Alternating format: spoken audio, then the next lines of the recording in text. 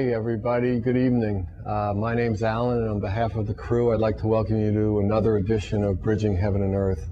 We're delighted to be here again tonight. Tonight's show should be a true bridging of heaven and earth. Our two guests tonight, one, Dennis Lewis, has written an extraordinary book. It's called The Tao of Natural Breathing.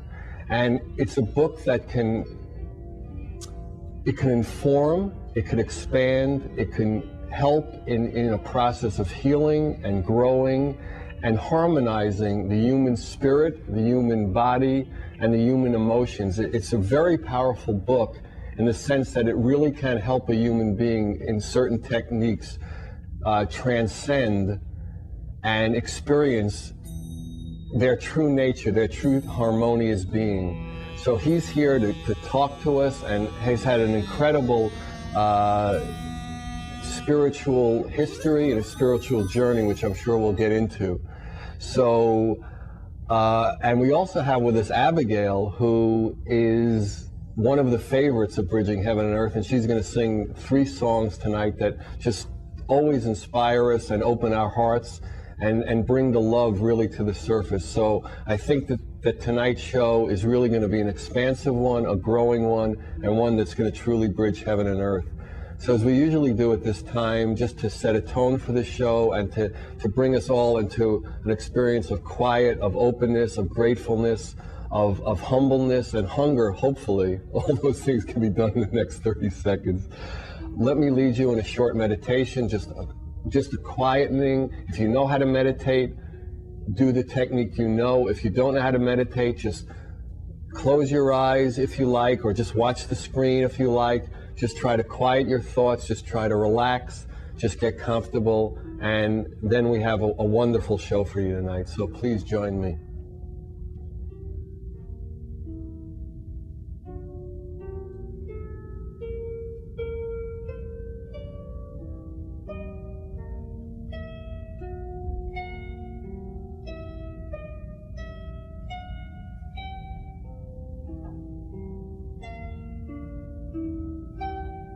Thank you.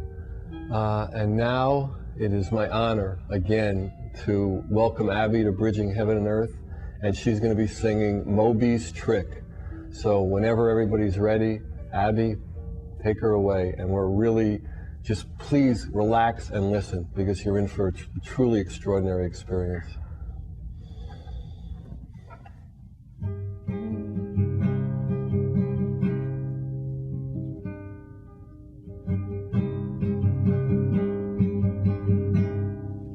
The difference is heart and need. The difference is complication and simplicity. The difference is complication mimicking the complexity of simplicity, and the complexity of simplicity simply being. Once you let them in, they never go away. You could exercise and they'll only want to play. The devil does his duty, angels do their best, and you let them all in, feeding on the breath. Open up the sail, they'll see the target. Hail, hail the garden, past all the flames.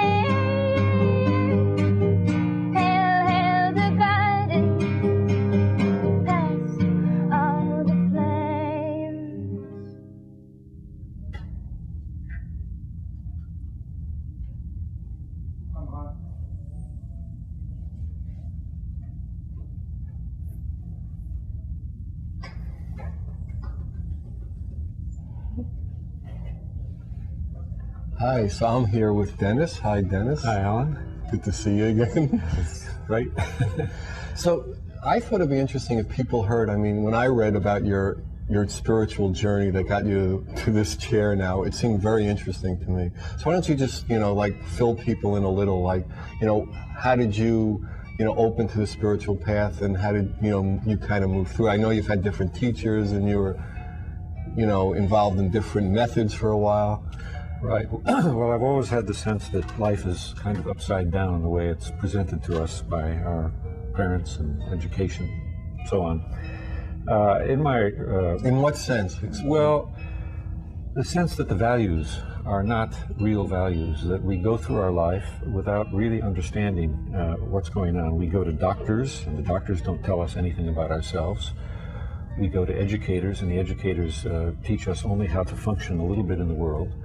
Our parents really don't know much because they didn't, there was not an owner's manual when we were born. Right. And so I had the sense that there was something missing. And so in my middle 20s, I began to search for what that was. And it led me down a long path. I worked for many, many years in the Gurdjieff work. Gurdjieff was, for people who are not familiar, I always like to go back to the beginning. He was like a teacher, a master out of Russia. Right, out of the Caucasus and near Russia. And he came to the realization through his own searches that we were asleep. That basically human beings live asleep. Mechanically, in a sense. Mechanical, asleep, disharmonious, not in touch with the earth, not in touch with heaven, not in touch really with ourselves. Right. Yeah, so this path was extremely important for me because it taught me that we need to learn how to begin to sense ourselves from the inside, to begin to observe ourselves, to see, first of all, we have to see that this is true, that we're asleep. Mm-hmm. How do you see if you're asleep when you're asleep? It's very difficult. Right. You need someone to wake you up momentarily, enough so that you can say, I was asleep. You know the difference, you can see the difference. You can really taste the difference. Yeah. And part of this sleep, and this will eventually lead us into this whole question of breath and breathing. Right. But part of this, but part of this sleep is that we identify with whatever it is, whatever piece of reality, whatever piece of ourselves, whatever thought, whatever feeling, whatever sensation, an itch, a hunger, whatever it is, we identify with it. We say, I'm that. I am this itch, I am that hunger. And of course, I'm not that. There's many, many things that I am, but that's only one tiny aspect. So I became a businessman and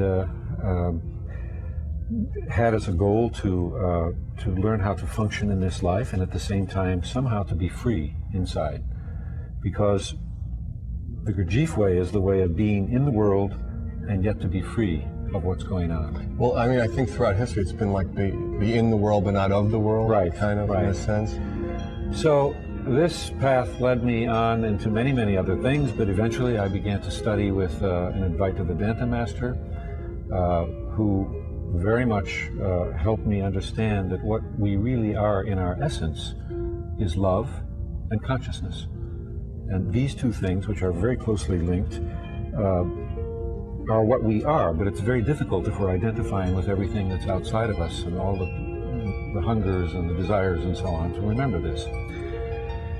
When I sold my company, because all through this period I had a public relations agency, and it was growing very, very rapidly, and I sold the company. I wanted to get out of the business, but at the time I sold the company, I was having a great deal of problem with my physical health problems. Right.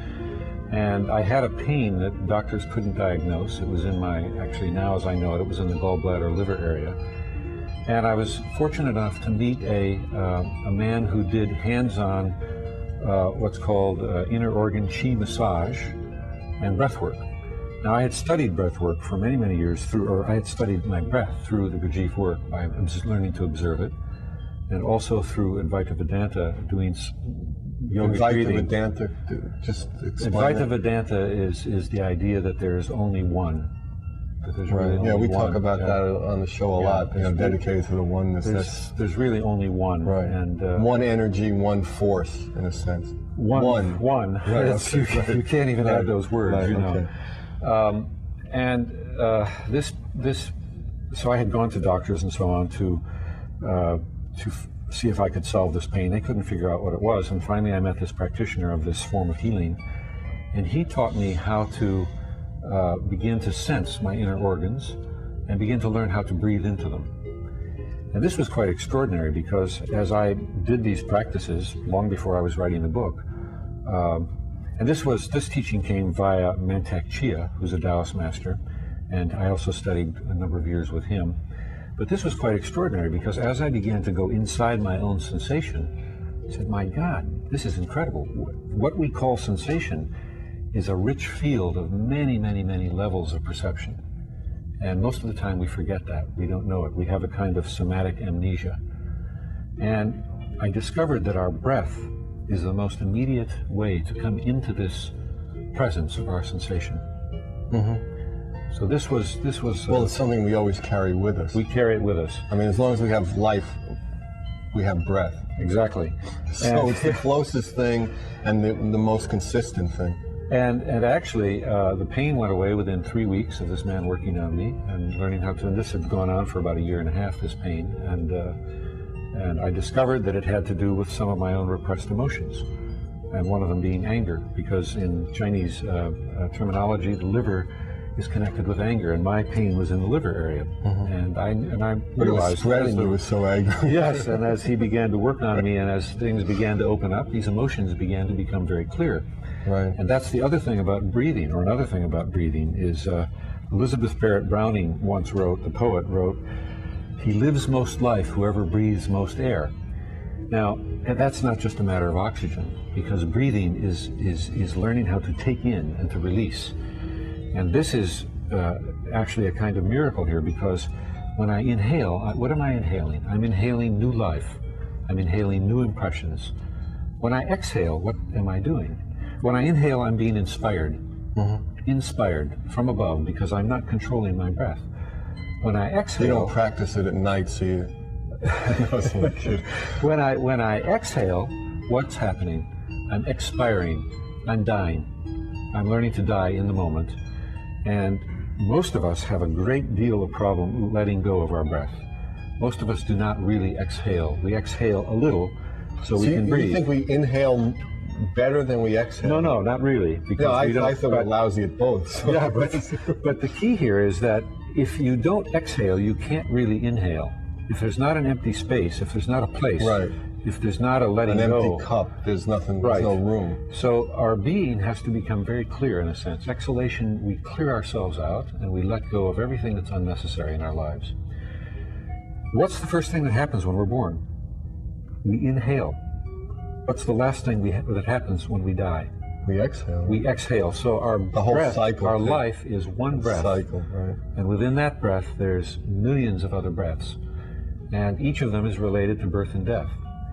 And so it's really a question of beginning to learn how to perceive in myself what it would mean to let go of my breath, to let go of, and to allow the earth to support me. Because when I let go, I'm allowing the earth. Well, and yes. it actually is supporting you anyhow. Right. It's just letting go into that and not fighting it in a way. Exactly. Right. Exactly. Because we carry so much tension in our bodies. Right. And this is one of the things I learned very early on with the Gurdjieff work, through self-observation, seeing that everything is tense. I mean, we use 5 times as much effort as we need to do almost anything, including breathing, you know. Right. And most of us are upper chest breathers, which means we're living up here. We're living up in the top of our heads, not even really truly there either, but we're living up in ourselves, and we're not really rooted. We're not connecting heaven and earth. And in fact, and you can't be on the show if you don't do that. So. That's right. So that's why we're clearing the set and we're going to stop the show. No. So bridging heaven and earth it's incredible, because there's a section of my book where I talk about this idea of connecting heaven and earth, and so we're really on the same path here. We're really talking about the exact same thing. Only I'm exploring it through our breath, because our breath, in a way, is given to us by God. One could say we do not make ourselves breathe. If we did, we'd be dead, because we're not attentive enough to keep breathing. We miss a lot in the middle. You know, it's interesting, if you've ever practiced meditation, you realize, that you know, you're gone for like long stretches. I mean, and then when you start being conscious, you realize you're driving a car, and you know, you're in like San Francisco, and you can't remember how you got there leaving Santa Barbara. You know, it's like you're thinking all over the place. That's right. So for me, breath is a way in. There are many other ways in. I'm not saying breath is the only way, but it was something that I felt was not getting enough attention. And the attention it was getting, for example, pranayama and yogic breathing, Carlfried Durkheim, who wrote a book called Hara, and I talk about this in the introduction to my book, The Tao of Natural Breathing, but Durkheim said that yoga breathing exercises were not designed for Westerners. They were designed for people from India. And there's quite a difference because Indians have, he said, have a long spiritual likeness. Yes, but they also have an inertia, a connection to the earth. And Westerners are being pulled up into their heads all the time. And most breathing exercises have tension as part of the exercise, which draws you up. So for the Indian, so it's perpetuating our problem of our problem. Whereas for the Indian, it was quite harmonious to have this upward movement. But for us to have the we need the rootedness to the earth. We need the connection to the earth. We need to learn how to let go, to relax, to come into our sensation, and to allow the sensation to animate us, to become really alive and not be moving all the time from our thoughts. So, because that's like, it's like taking us an extra step in a way. I mean, even if it was good at it, it's still like one step removed from an actual experience or something. You know, moving in harmony rather than having a thought and moving. Right, exactly. So, in the work with breathing, there's a lot of things that you can discover. And one of the things that I discovered very quickly was that we're filled with space. And I have a chapter called The Spacious Breath, but we're filled with space, and that this space is a space which is very healing if we can come to it. And it's not easy to come to it, but one of the people that I studied briefly with, Ilse Mittendorf, who's a world-famous breathing therapist and a very spiritual woman who lives in Germany, talks about the 3 breathing spaces. And in Taoism, you find very much this idea of breathing spaces. And just share with you a little an experience that I had after doing this work for a while. I used to wake up in the middle of the night. I don't know whether it was inside of a dream or whether it was another reality, whatever it was. But I was exploring through my own sensation, my whole organism, exploring my liver, my kidneys, my small intestine, large intestine, and so on. It was as though, for the first time, I was in contact with myself, at least with my body. Right, your physical form. But in this physical form, there were many, many levels and layers of reality. Absolutely. So it's not, so we think of our bodies and we think of our minds, but the body, the sensation of the body is so alive. It's, and we've had some discussions, and we're sort of in tune about this, and it's so alive, and as you go deeper, it takes you into this spaciousness, into this emptiness, where everything is welcome. There's no separation. Exactly. Yeah. There's openness and love and compassion. Well, there's other things too, but the heart is open. The heart is open. There's a welcoming, and that welcoming is quite extraordinary, because how often do we really welcome? Can you welcome difficult things? Can you welcome the good things, the bad things, the painful things, and so on? But that's, you mean almost be open to what comes. To what comes, to everything. Right. And to be totally present no matter what it is. Okay, well, hold that thought. I think now what we'll do is have a second song. Abby's going to sing a Quiet Pearl, and she's going to be accompanied by Jai on the guitar. So whenever Abby's ready, Jai.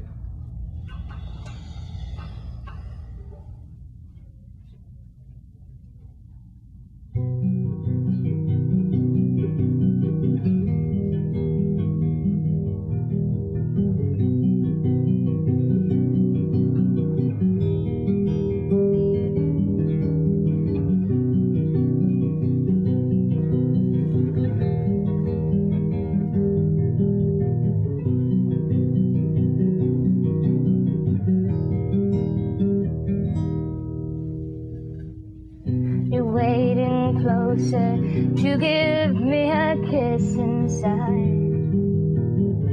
I wait to hold you, 'cause I know I need the ride.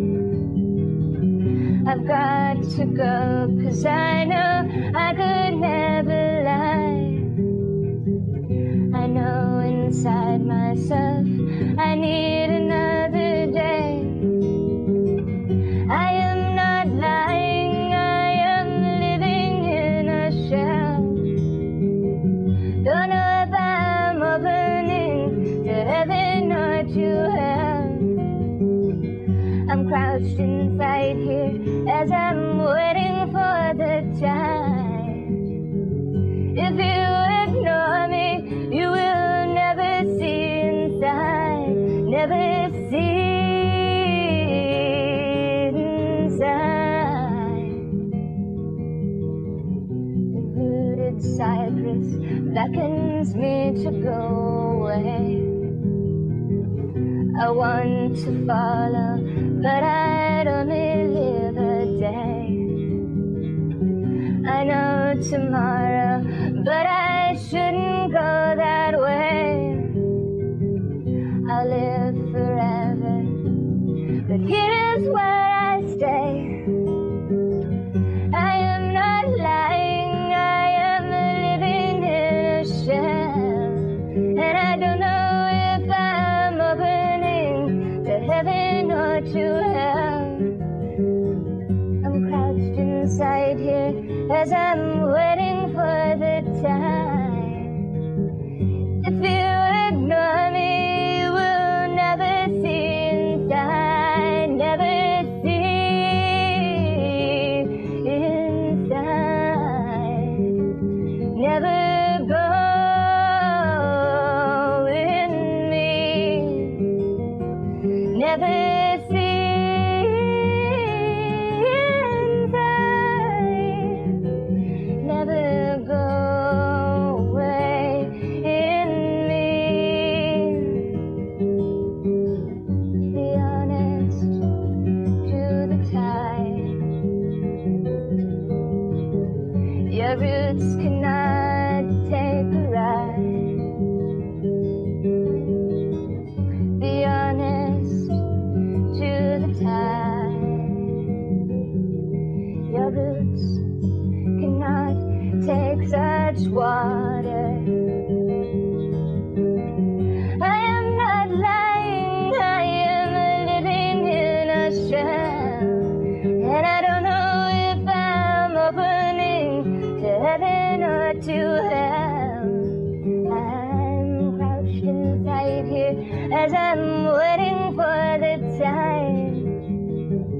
If you ignore me, you will never see inside, never see inside. The waves are knocking on the door, and I have come out of the floor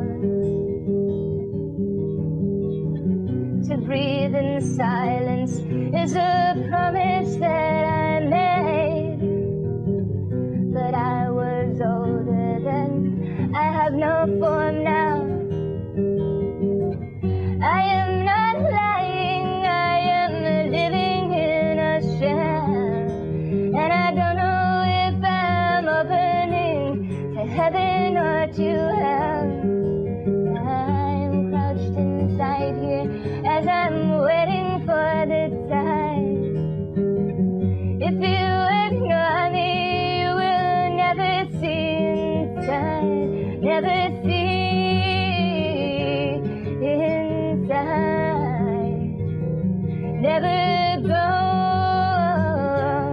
inside,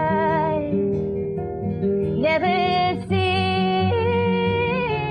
in me, never go away in me.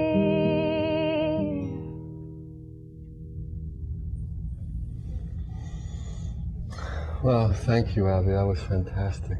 So, what prompted you to write this book? Did you feel that that information that you were just describing wasn't available, or wasn't available in a certain form, or Right. what? I mean, writing a book is a major thing. Right.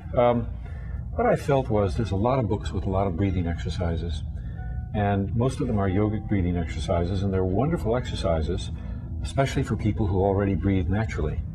But what would it mean?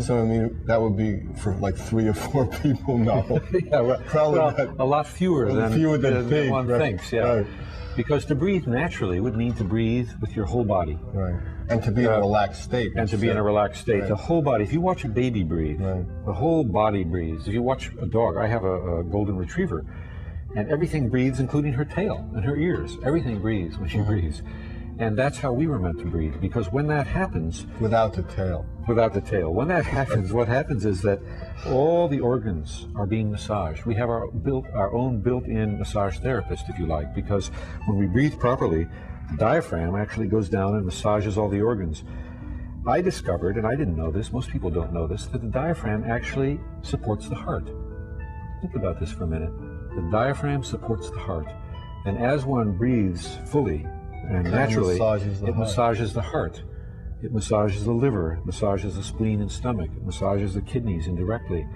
It massages the whole being, which helps support the heart, make the heart doesn't have to work as hard. It helps our immune system, because the lymph that flows through the lymphatic system doesn't have a pump. The only pump is exercise and breath. We don't get much exercise. We sit at desks all day long. We're breathing up here. It's not, it's amazing to me that isn't helping up. The internet doesn't help at all. I was just inspired though by something in this song, and especially breathing in silence. And I want to read. It made me think of this is not my poem, but I think it gives a sense of something quite wonderful. Yeah. This is, well, you'll hear. Okay. I said to the wanting creature inside me, "What is this river you want to cross? There are no travelers on the river road, and no road. Do you see anyone moving about on that bank, or resting? There is no river at all, and no boat, and no boatman. There is no tow rope either, and no one to pull it. There is no ground, no sky, no time, no bank, no ford. And there is no body, and no mind. Do you believe there is some place that will make the soul less thirsty? In that great absence, you will find nothing. Be strong then, and enter into your own body. There you have a solid place for your feet. Think about it carefully. Don't go off somewhere else. Kabir says this: just throw away all thoughts of imaginary things and stand firm in that which you are. And in your experience, the best tool, the best technique for you to do that is through the breathing techniques that you're describing in this book. Not even so much through the techniques, although there are many practices in the book, but it's not so much the techniques, because techniques come and go. It's a certain attitude. When we think about it, ordinary life is a miracle. The fact that we're alive is an extraordinary miracle. I mean, scientists tell us it was a big bang. Religionists tell us God created the world. Who created the Big Bang? Who created God? If you really stop, we were talking about that at lunch yesterday at the beach. You really stop and face the immediacy of one's own being. It's absolutely staggering. Unbelievable. It's staggering. Right. And we go through life as though things were boring and difficult and all of this stuff. And in the meantime, there's this underlying miracle that's supporting us the whole time that we don't see, feel, experience very often. That in itself is a miracle that we don't. It's so obvious, that we're hurtling through space on a ball. You know what I mean? Right. And we're held to it, and we have countries on it. I mean, it's so. Some of these things, all these separation things. We have all these divisions. Division, it's so patently ludicrous. That's when all the astronomers, or the astronauts go out there, and they look back at the little planet, they say, all these divisions we have is so silly, I mean, when they see it from that perspective, but most of us don't. But in actual fact, if you think about your breath for the moment, we breathe in with every inhalation 10 to the 22nd atoms of air. So that's 10 with 22 zeros after it. It's a lot of atoms. Out of those atoms, every breath we take, there's 1 million atoms that have been breathed by everyone who's ever lived on this earth. We're sharing a lot in other words. So we are connected with every creature that has ever breathed on this earth, and every creature that will ever breathe on this earth will be breathing our atoms someday, and already are breathing some of our atoms. Now, this is amazing when you think about it, because so we're connected. We're connected. Plant life is giving off oxygen as a waste product.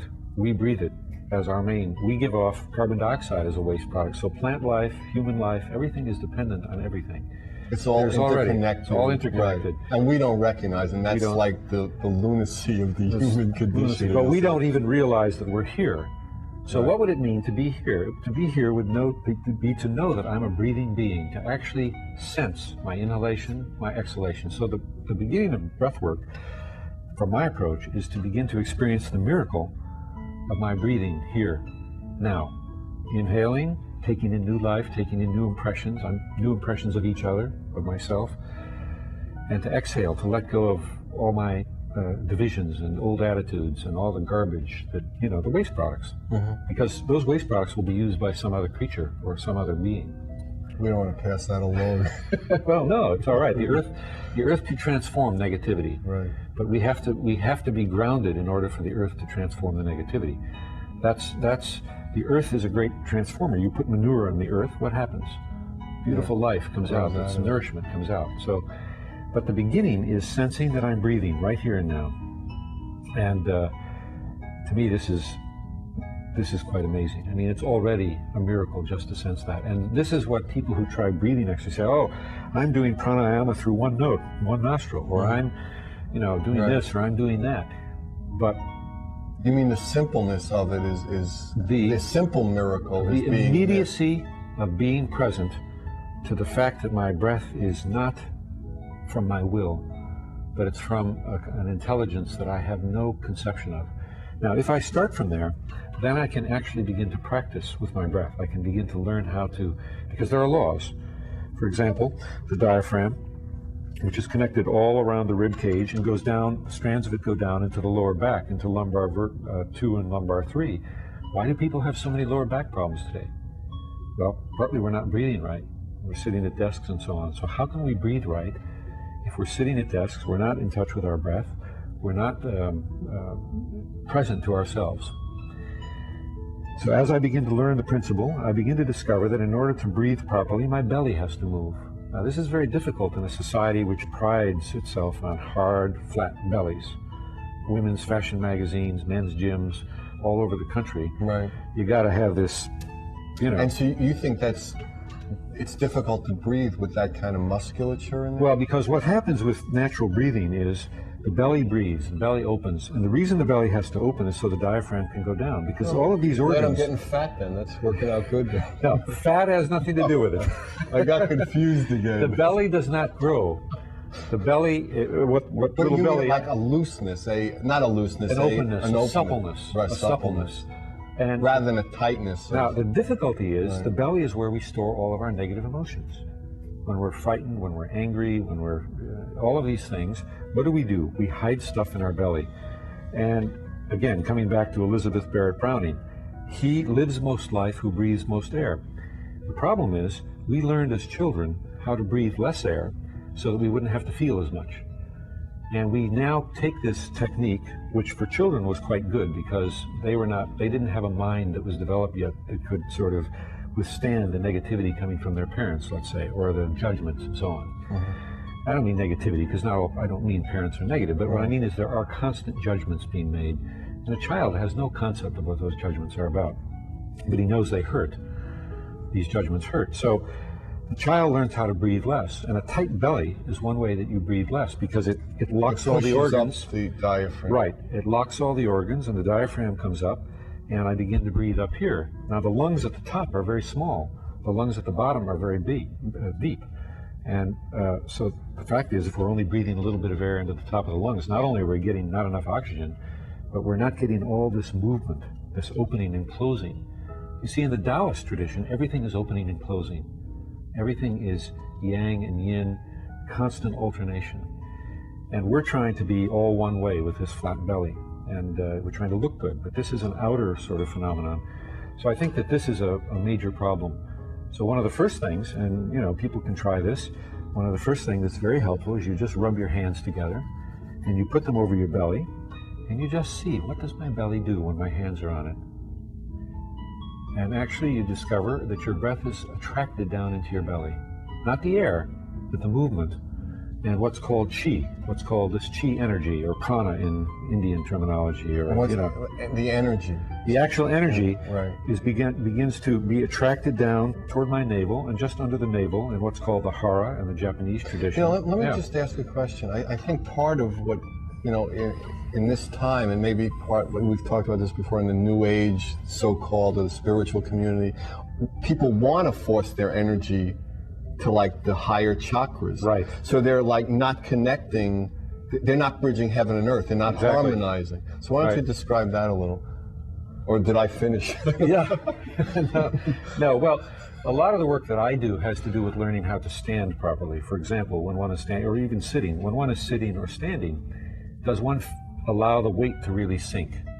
Or am I holding myself up with my shoulders, Am I leaning in some way that I don't have to just sink?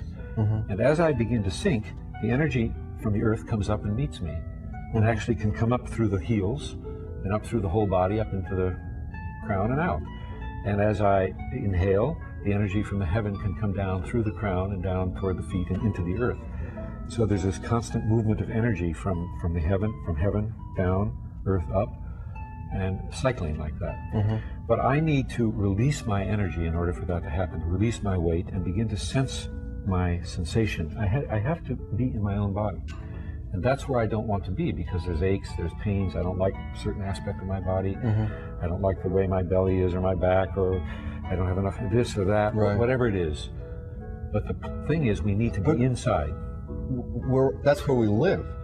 So if we're not experiencing where we live, then it's almost like a fantasy or an illusion. Exactly. And that comes back to Gurdjieff, who says we're living our lives totally asleep, because we go around with these fancy ideas, but we don't even know where our own liver is, or our own diaphragm is, or our own whatever.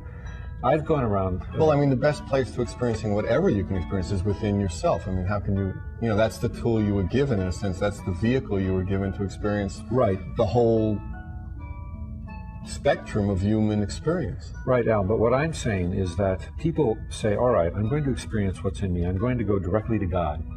Mm-hmm. And many people bypass the immediacy of what's going on in their own sensations. So, for example, as I've gone around various parts of the country talking and going to bookstores and doing workshops and signings and things like that, I say to people, do you know where your diaphragm is? And many people... they take it out of their pocket. Yeah. That's right. They point down to their navel, they point down to their pelvis, they point, My boyfriend's got it,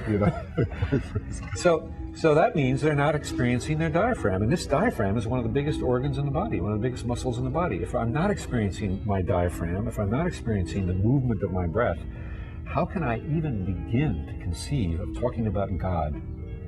There's something ludicrous about that. Right. Really ludicrous. And I add to all the ludicrous things we do, just add that to it as well. So really, it starts right here, and it starts right now. And there's nowhere else. I was interested in that you have, we'll talk a little more about the next session. I think Abigail's going to sing a song pretty soon, but you have a new newsletter that you started. Right. What's the name? It's called Inner Alchemy. And one of the lead articles is the miracle of ordinary existence or ordinary life. Right. And this is very important, because without that sense of miracle, all this other stuff doesn't mean anything. I don't think. Personally. Right, and when you experience things as a miracle, then you're going to start to move through life in a certain joy, in a certain life-fulfilling means, it would seem. With a certain openness, at least. A certain openness. Yeah, very much. And so did you find it was a gradual process to do that? As you developed an experience that an openness and I think it's a whole lifetime. I'm just at the beginning. I really feel like a beginner, and it feels like a very good place to be. Beginning and beginning again and beginning again to be here. Right. Okay, so now, interestingly enough, Abby's going to do another song for us when she gets set up. It'll be called Let It Happen. And I don't know, every time Abby comes on, and all the calls happen, everybody's just so excited. So Abby, let it happen.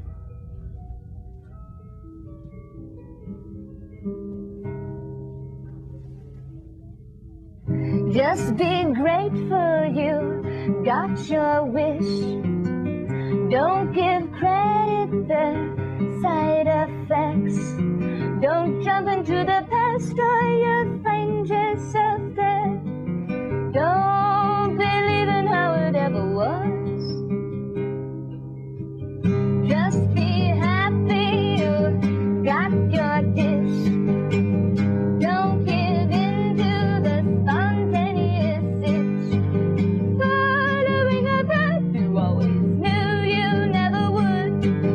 When wet sucks in the fire, don't you need a little more? Couldn't it be better? Don't you need a little more? Couldn't it be better? Couldn't it? Just be happy it finally fits. Got your furniture where it sits. Don't jump into the dark or you'll find yourself there. Don't believe in how it ever was. Don't you need a little more? Couldn't it be better? Don't you need a little more? Couldn't it be better? Couldn't it? Don't you need a little more? Couldn't it be better? Don't you need a little more? Couldn't it be better? Couldn't it? Following a path you always knew you never would. Jumping on the track you never knew it was so good. Just be grateful you got your fix. Let it flow, give it time, let it mix.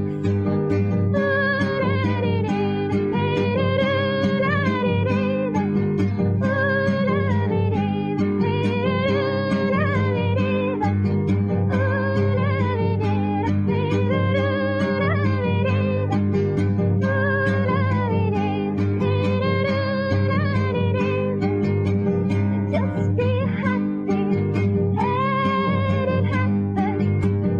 Just be happy, let it happen. Just be happy, let it happen. Just be happy, let it happen. Don't you need nothing?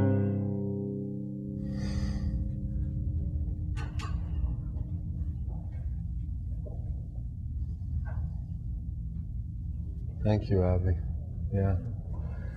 So what prompted you to do this newsletter? I know that too is a lot of work because we were talking about doing a Bridging Heaven and Earth newsletter, and so far we're still working on getting the webpage together. We haven't quite gotten to that, but so why did you decide to take that on? It's called Inner Alchemy. Inner right? Alchemy, Exploring the Art and Science of Self-Transformation.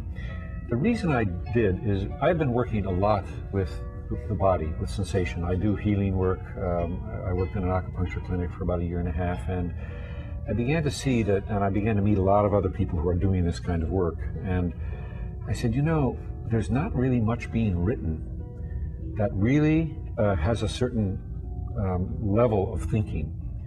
You know, we have these brains, and for the most part, we say, well, the brain is what gets in the way. Well, it's not really thought that gets in the way. It's the poor quality of our thinking that gets in the way. It's the fact that we don't really think about the things we need to think about. We're thinking about other things, and we don't follow through the difficult aspects of what it means to really think, because we've been given this brain, and it's got a function. Yeah, it's a computer. It's an incredible computer. It's an incredible computer, but it actually has a kind of an attention that can go beyond being a computer. But to reach that, I need to really begin to think about issues in a sustained way that are important issues.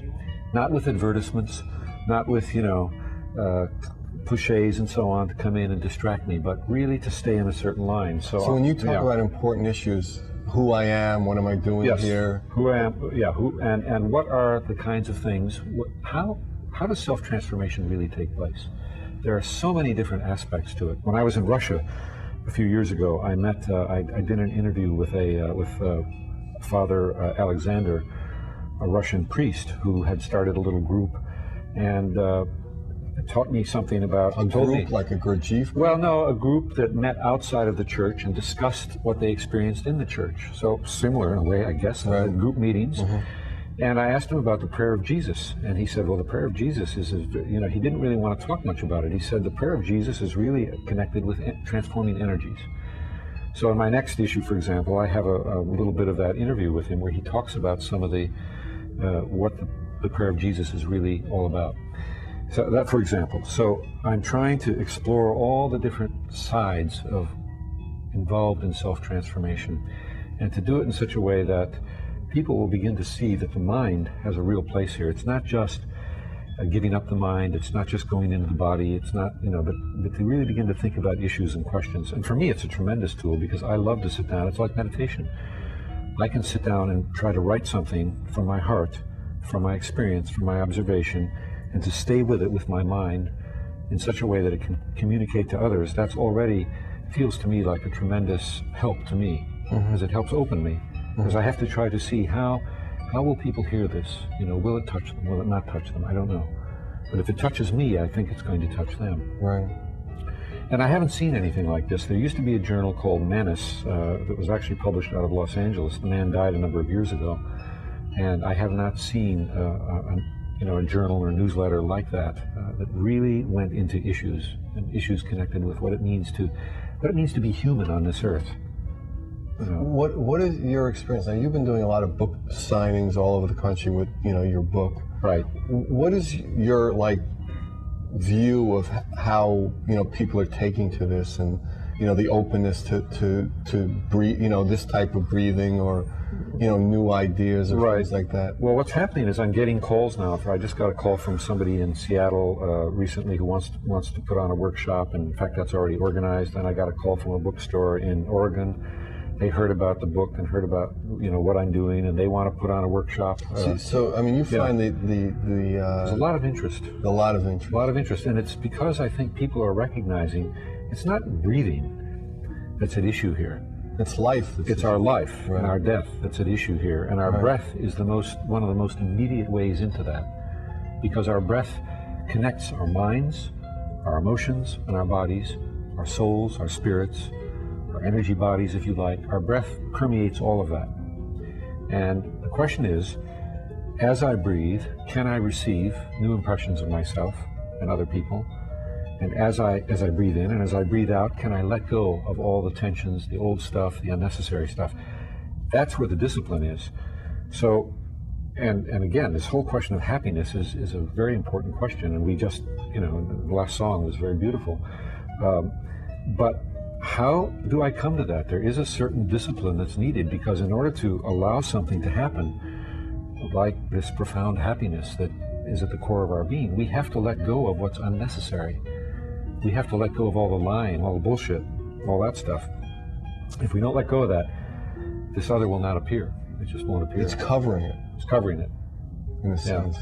Yeah. So this is, to me, and the breath is therefore like a tremendous analog to our whole life. It really shows us what we have to do, because there is something we have to do. And how would you describe that? You've just been doing it for the last hour, right? Yeah, well. No, if you had to describe, what would a human being have to do? I mean, if you could, maybe we have 5 minutes left. Okay. The first thing is we have to stop lying to ourselves. And we all know what our own lies are. We all know. And each of our lies will be different than, you know, some people will lie about their experiences, some will lie about the tremendous things they're doing. Doesn't matter, but we have to stop this internal lying. It's not so much lying to each other, because that's beautiful. But we have to stop lying to ourselves.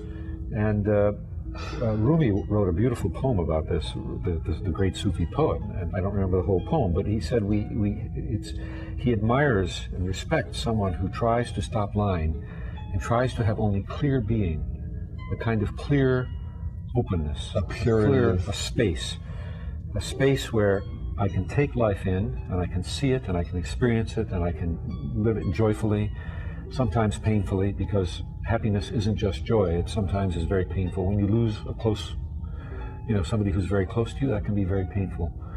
But if I lie to myself about it, if I lie internally about who I am, what my powers are, I say, well, I'm wide awake, I'm in touch with God, I'm conversing with God. We hardly converse with ourselves, really. Right. It's like we want to cover up, and our breath is intimately involved in that, because as we breathe more, as we open up to breathing to include all the parts of ourselves, we will not be able to hide from those lies. So how do we develop, sometimes we don't see it in a sense because it's painful. How do we develop an objectivity? So what we see about ourselves, that we are liars, that we are mostly asleep, that we are generally, my word is pathetic. So how do we deal with that? How can we look at the human condition without going, that's too frightening? Well, how can we develop that objective eye, or however you would look at it? It has to be done a little bit at a time, because I think very often what people do is, and this can happen on drugs, people take LSD or they take that's what I've heard. Something, and they can have a tremendous experience, but it doesn't compute, it doesn't connect very often with the rest of their life. It's like this experience that's out there and they can't even remember very often what happened. So drugs are not really a good option. What we have to do is develop a kind of internal awareness, internal attention, where we can begin to notice what's going on in ourselves. And we can begin, as we're talking to somebody, for example, can I follow my heartbeat? Can I follow my breath? Because my breath and my heartbeat will tell me when I'm lying. Because there'll be a catch. The breath will want to be smaller. Right. Because it's because I know, my body knows and my psyche knows when I'm when I'm not telling the truth. At least at a certain level. There are deeper levels that may not know yet. And so we do what we can, and we work 10, 15 minutes, 20 minutes a day.